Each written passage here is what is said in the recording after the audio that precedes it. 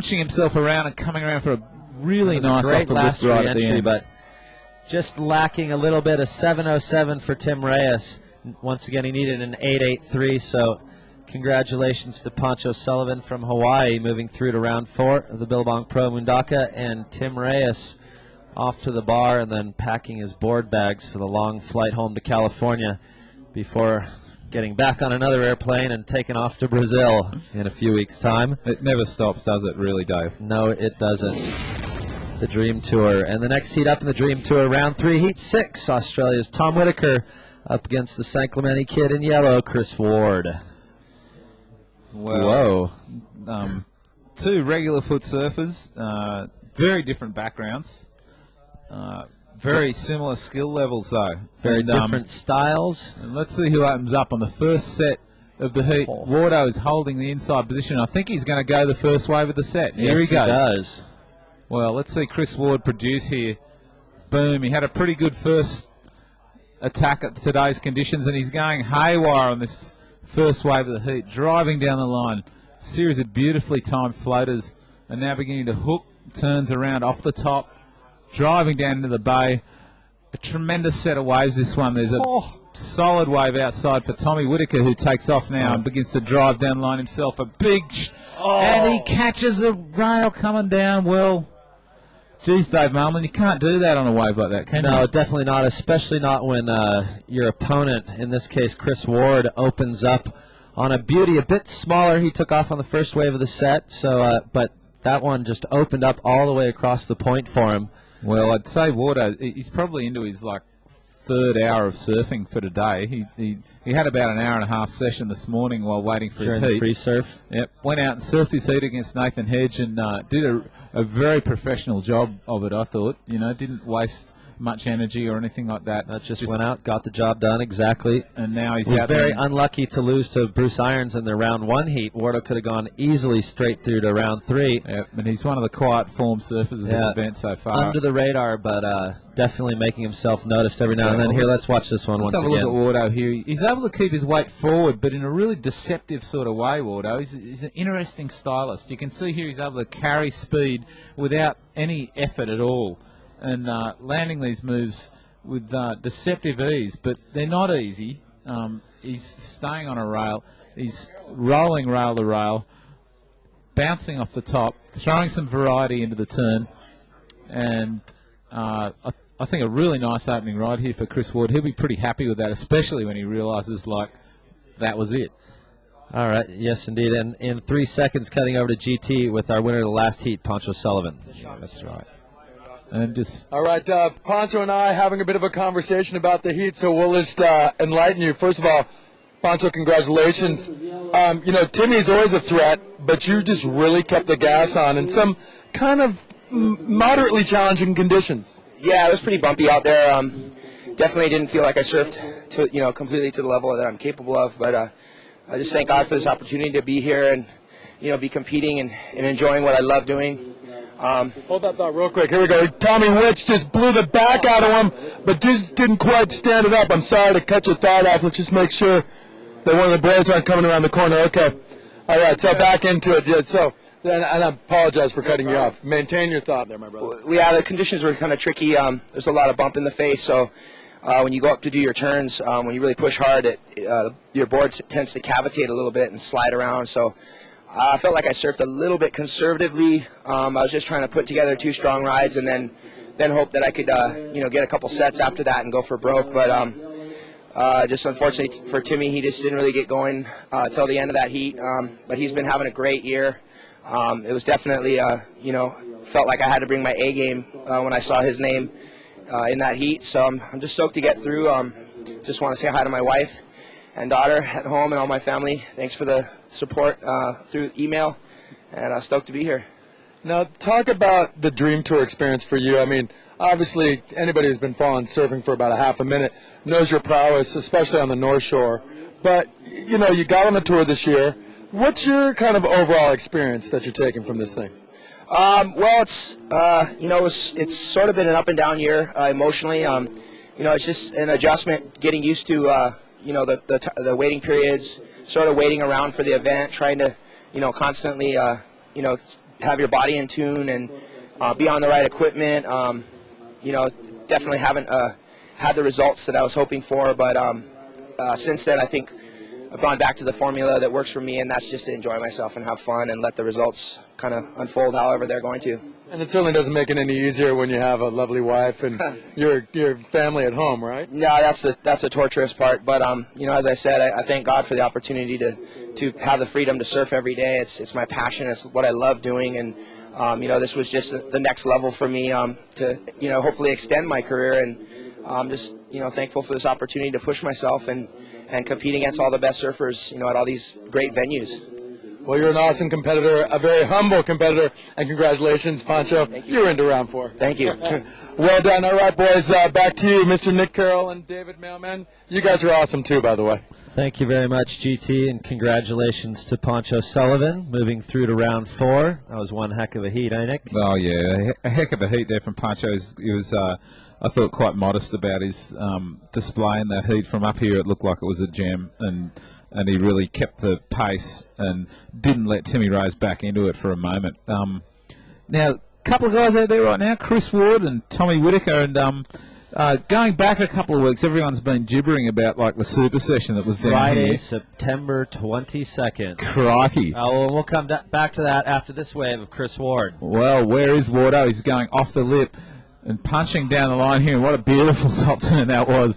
Wardo in fine form and not hesitating to give this wave a severe beating. Now, he's been able to throw in all that variety, those different angles that he's choosing to take into the turns.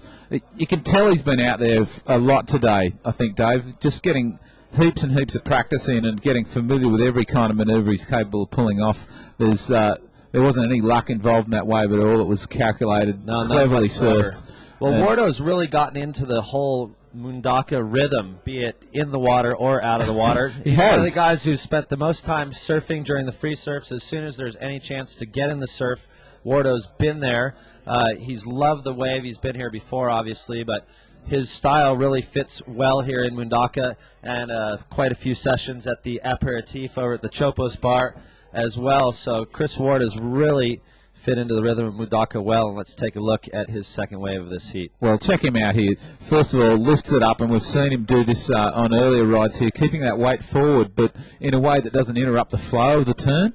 Really clever, but then he goes up and pulls a totally different kind of turn straight away, and I think that's the kind of stuff that judges really like when they see a surfer stretching his abilities with different types of moves on the same wave. And I think it's something also that, I reckon a lot of you viewers will agree with me here, that one of the hardest thing to do when you're surfing any kind of wave is to break your rhythm like that and change the angle up into the lip and go from cut back to giant off the lip to tube ride to whatever, Very unpredictable surfer.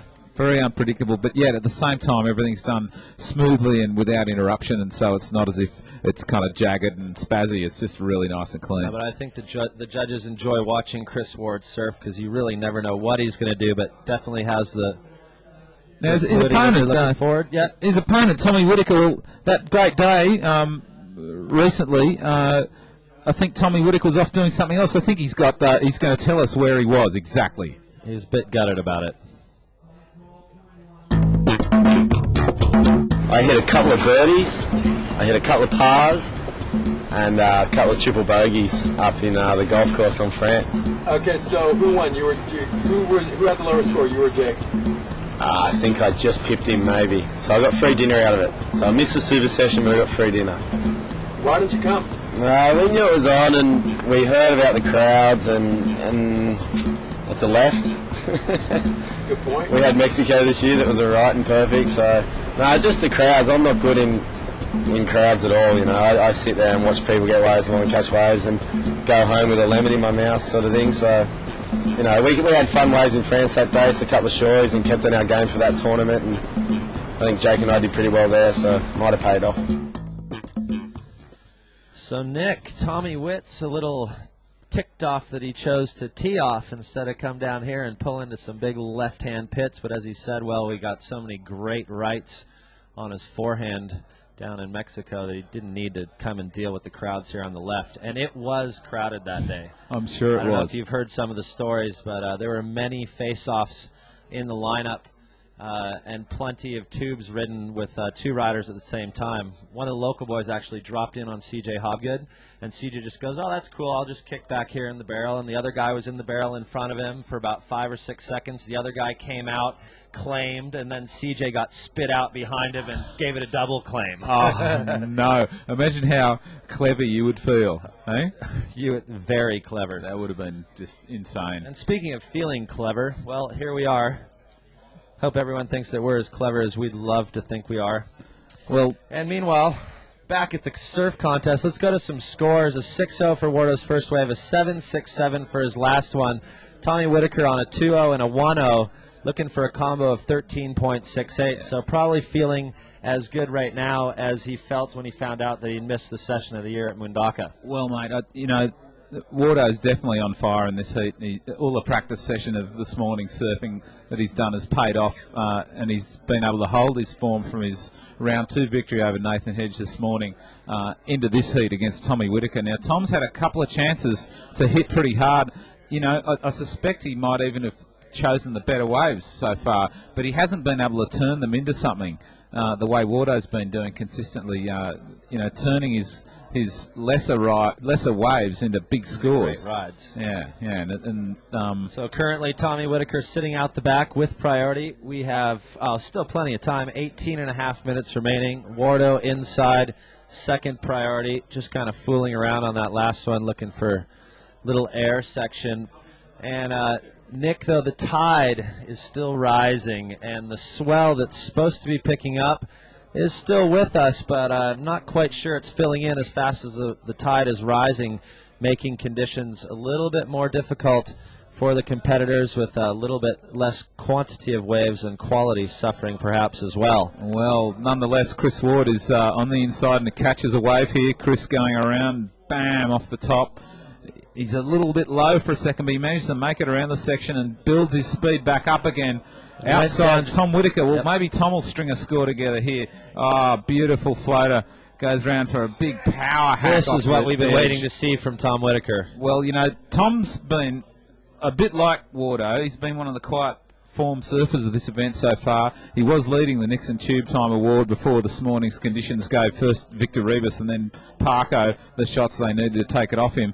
But he's been ripping too, and he just produced a demolishing second round heat in the big surf on Saturday to launch his way into round 3. Well, in all fairness to Tom Whitaker, he was leading, as you said, the Tube Time Award. Got third place in round 1 with that best heat. I was going to say that he hasn't surfed a heat since then, but he's had a long wait. Wardo's had more time in the water than Tommy Witz has. And the waiting actually makes you all that much more tired around here, Nick. Oh, man. It does make you tired. It's a combination of different things.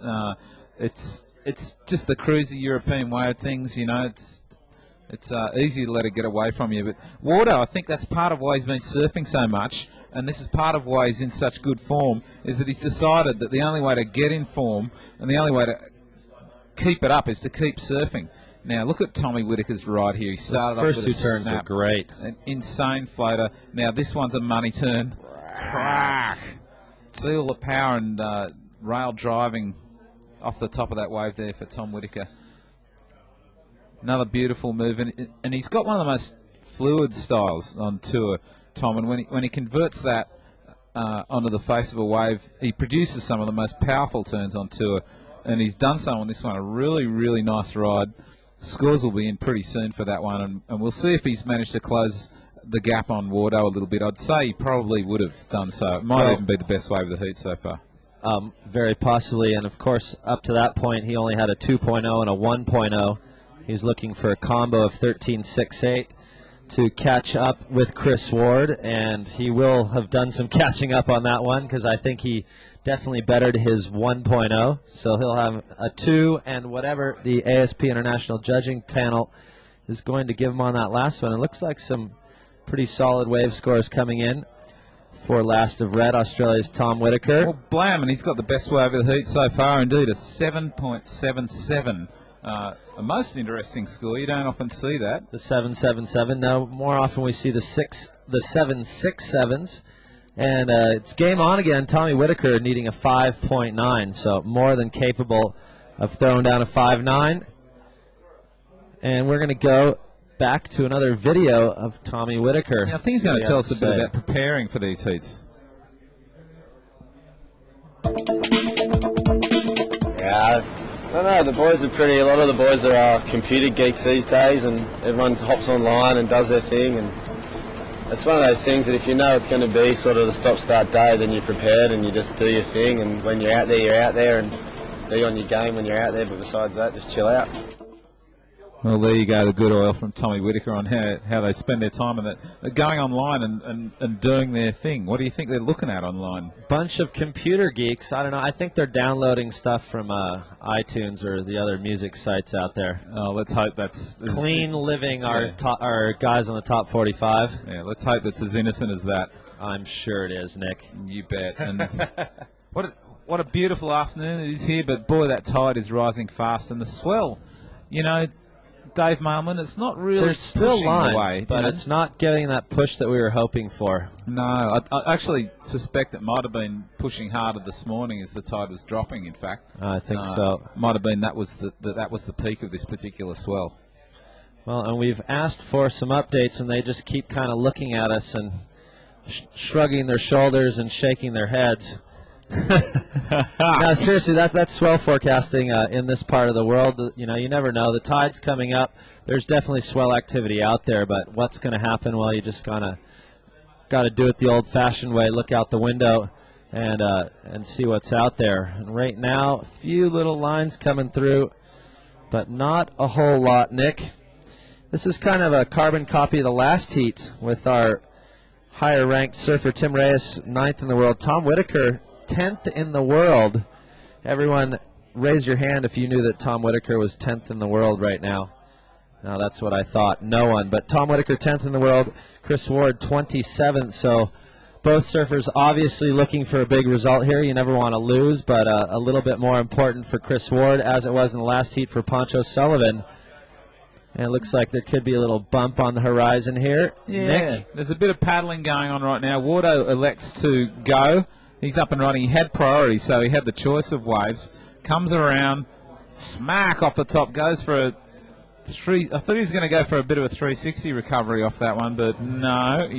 He instead tried to stop halfway through and pull it back around. Didn't quite work out for him, so not an effective scoring ride there from Wardo. Now that's interesting. I think he really just wanted to keep Tommy Whitaker off of that one. As far as, because Tommy's only looking for a 5.9, so maybe he thought there was some scoring potential there. Wanted to keep Tommy Witz off, as these, now it seems to be the second and third waves of the sets are actually a little bit smaller. Yeah, offering less scoring potential, but yeah, I think that could have just been the last one. Yeah, I think this set is yet to finish, Dave. It looks like there's a few more lines out the back. Maybe the full brunt of it is about to hit unload on the sandbank here in Mundaka. Well, we shall see. Tommy Whitaker out the back with priority now and needing a 5.9, so could have been a tactical error on Chris Ward's part, and we will have the answer to that question in just a few seconds, as you're absolutely right, Nick Carroll. Lines or maybe a second set moving through, otherwise it's about a 10-wave set. And here's Chris Ward once again, under the radar without priority. Look at Tom Whitaker. He chose to just cruise over the wave outside there. Wardo's working away on the inside, blowing the back off that one and failing to make it out of that third turn. But Tom Whitaker looks like he's got his hands on a mega set here, and he's going to perhaps get the score he needs. Tom Whitaker up and riding, big floater. Will he gain the speed he needs? He stays up high. Smart move there from Tom Whitaker. Gains speed out. Huge hack.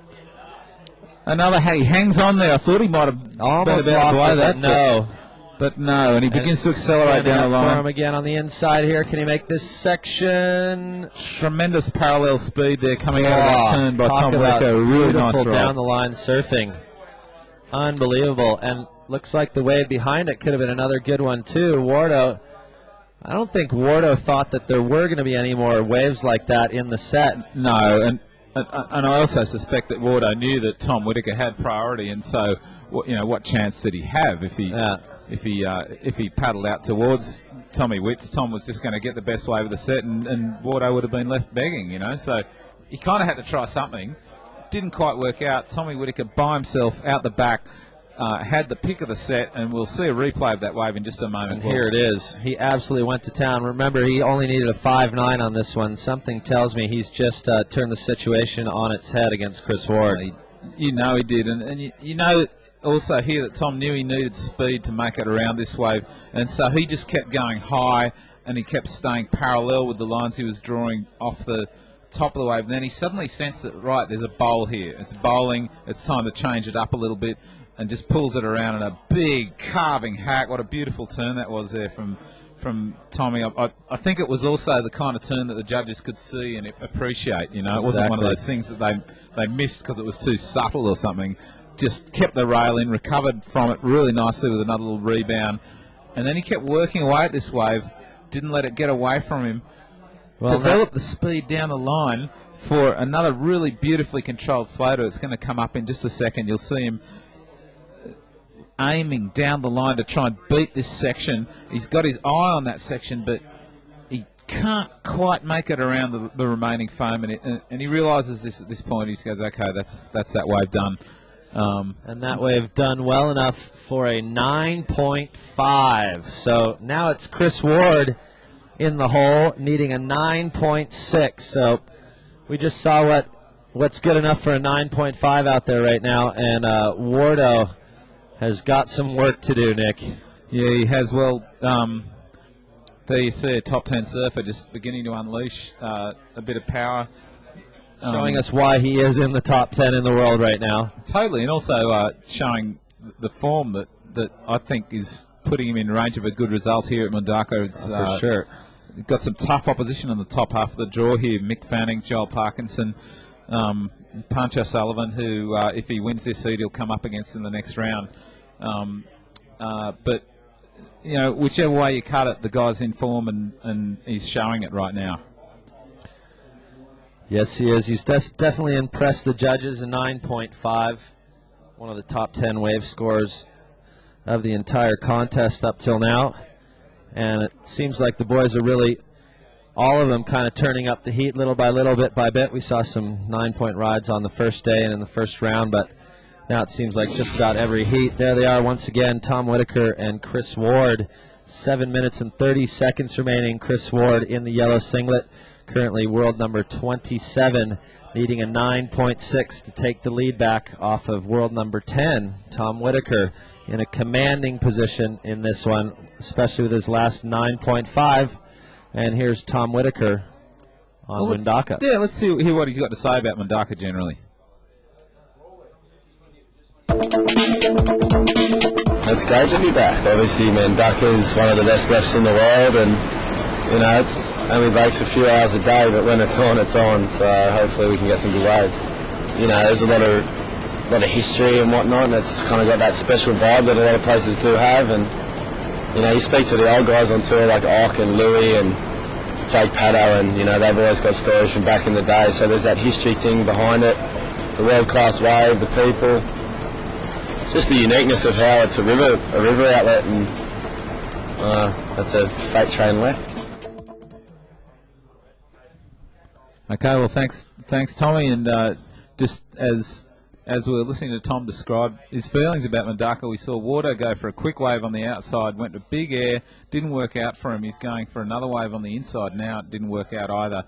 A little frustration creeping into his performance now. Yeah, I think so. He's just trying to go as big as possible, but at the same time, I think he's a little bit over it. So Wardo's just going, well, I'm just going to belt it, and if it all comes together, then it'll happen, and if it doesn't, it doesn't. But definite frustration from Chris Ward. We're under the 7-minute mark now, looking for a 9.6. But he just, he needs to learn from the experience of the other competitors out there, Nick. Tommy Whitaker needed a huge score as well, paddled out the back, got priority, and sat there and waited. Boom. That's right. And that's the difference, perhaps, because both these guys, loads of talent, but Tommy Whitaker, 10th in the world, and Chris Ward genuinely regarded as one of the best free surfers in the world, number 25, and I think a lot of it could come down to heat tactics. It could well be a big part of it. Well, just a little lull in the action here at Mundaka right now. Billabong Pro for 2006 here in the Basque Country, and you can see... Even on a Monday afternoon, plenty of people out on the point. Well, wouldn't you be? It's just such a lovely afternoon right now. It's kind of siesta time. You know, if you were working, you're not now. And, you're just cruising and you're no one's working in Mundaka today. That's right. Well, you can see Mick Lowe there just chuckling away. He's in pretty good spirits, Mick. He loves this place. He's done very well so far, barging his way into round 3. I think he's in the bottom half of the draw, so we're unlikely to be seeing him perform today. But nonetheless, a classic surfer. The big fella, Mick Lowe. Now, we have a question here. There's been a few emails coming in over the last 5 minutes or so, and Kevin has asked us, how come in these type of conditions you don't see these guys riding fishes? Okay, well, all right. That's a good question, I man. saw that one too. That's a classic. Yeah, the fish style board has become pretty popular in the last 3 years again after a long period in the backbenches, you know. And what you got to remember, okay, is the types of turns these guys want to be doing. Yeah, okay, the judges are looking for. Yeah. And you saw, you know, on Tom Whitaker's last ride, I'm sure you're watching the replay there, the kind of turn the guy does. You know, he's turning in a cool, very calm arc off the bottom, but then he goes straight up and completely vertical. He's got to be able to surf straight off the curve that's underneath the lip of the wave and come down the face with a lot of speed on a rail, and fishboards don't do that. I mean, they'll trim down the line fine, but if you want to surf in carving arcs from top to bottom of the wave, that's just not going to happen. Unless your name's Tom Curran, you just don't ride a fish in a heat. Yeah, but he cheats. Tom Curran's a well-known professional surfing cheat. Want to explain yourself there, Nick? I think you have some insider info. Sure, yeah. Tom cheats. He paddles out on a fish and outsurfs people on a fish. He's done that in the past, but honestly, I don't think we've seen a fish. Not nowadays. Yeah, no. Ridden at this level of competition. Don't for see a any number of the four-fin quattros either. Not yet, guys. Variant style. I know Danny Fuller, one of the wild cards, did ride one this year in Tahiti. That's true. And people are. And a few of the boys travel with him. Tim Reyes has one in his board bag. So do the Irons brothers, but they've never busted him out for the heat because the lines are just a bit different that you draw on those boards than on the 3 fins, and the guys just aren't quite sure that the judges are ready for that kind of surfing. It's the level too, you know. I mean, think of it like this, okay? If you were in a Formula 1 car race, right? You wouldn't drive your Mercedes SE500, even though the Merc is a beautiful car and it runs smooth and clean and all that, and you love it and it will go fast. It's not a Formula 1 car, so you know that you'll get your butt kicked if you take it out on the racetrack, and it's the same here, really. Having said that, a lot of guys are experimenting with the new epoxy boards and the firewires and alternative materials. Some of the guys riding Solomon blue boards. Actually, not in the top 45 this year, but on the WQS. Plenty of Solomon riders out there. So not afraid to experiment with materials, but with general board shape. It's pretty standard, 5'10" to 6'1" by 18.5, 18 3/4, and 2 1/4 to 2 3/8. So the pretty much standard measurements. I've seen plenty of questions coming in for people wanting to know what they're riding and about the fishes and new materials. So that's pretty much the board situation in a nutshell. It is, and you'll see that like the real differences in these boards come with subtle variations of rocker and concave and the placement of those things to suit the surfer's individual style a little bit better. And those small changes are the sort of thing that a surfer at this level can feel, and then probably a lot of the rest of us can't really sense that well. But I will say this, if you get a pro surfer's cast-off board, you're stoked. You're stoked because it'll probably be the best board you've ever owned. No doubt. Well, and actually, speaking of cast-off pro surfers boards down in Mexico, you actually had the Puerto Escondido board repair guys back out the back. Well, we see a good set of Wardo. waves now. Wardo caught behind and has to let it go, man. It just got away from him. Tommy Whitaker sitting out the back. turns, and it looks like he's paddling and getting into this one now. Will he further his lead? It's a fast wave. He tries the same tactic of a long floater, comes around Wardo for a huge vertical hack. There you go. You couldn't have done that on a fish. Around, bouncing off the foam, hacking off the top. Wardo is going to have a crack himself. He's outside. What a beautiful wave he's picked up on the outside.